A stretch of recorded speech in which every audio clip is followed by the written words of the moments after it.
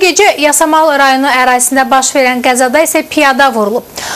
Bundan sonra sürücü avtomobilin idarə etməsini itirərək yol kənarındakı digər bir maşına çırpılıb. Şahidlərin sözlərinə görə Toyota markalı minik avtomobilinin sürücüsü vurduğu piyadaya kömək etmək əvəzinə hadisə yerindən uzaqlaşıb.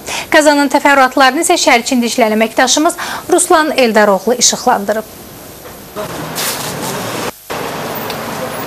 Nərman Nərmanov prospekti ilə Mikail Müşfiq küçəsinin kəsişməsində baş verən hadisədə yol keçmək istəyən 20 yaşlı Hüseynov İsmail Sabiroğlu naməlum avtomaşının zərbəsinə tuş gəlib. Piyadanı vuran həmin avtomobil daha sonra yol kənarında dayanan 27 yaşlı Aleksey Kostayankaya məxsus Mercedesə də çırpılıb. Qəzanı törədən sürücü yaralı gəncə kömək etmək əvəzinə hadisə yerindən yayınmağa üstünlük verib. Lakin onun idarə etdiyi maşının modeli və dövlət nömrə nişanı həm Mercedesin sürücüsünün, həm də hadisə şahidlərinin gözündən yayınmayıb.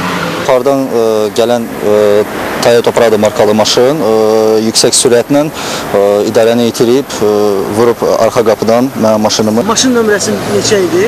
99 YG 554. Hadisə zamanı mən maşının içində otururdum. Yəni ki, mən görə bilmirdim. Deyiblər ki, bu məni vuran zaman bu Prado maşını idarəni itirərək aşıb biraz. Piyadaçını da vurub. Yaralı İsmail Hüseynova ilkin müdaxiləni hadisə şahidləri edib. Daha sonra o təcili tibbi yardımla Bir Salih şəhər xəstəxanasına çatdırılıb. Hadisənin baş verdiyi ünvana gələn yol patrol xidmətinin və Yasamal rayon polis idarəsinin əməkdaşları qəza iştirakçısı olan sürücüdən, eləcə də hadisə şahidlərindən lazımi məlumatlar götürüblər. Qəza vaxtı xəsarət alan İsmail Hüseynovun ad günü imiş. Faktla bağlı araşdırmalar rayon polis idarəsində aparılacaq. Qəzanın səbəbkarı olan Toyota'nın sürücüsünün müəyyən edilib istintaqa cəlb edilməsi istiqamətində iş aparılır.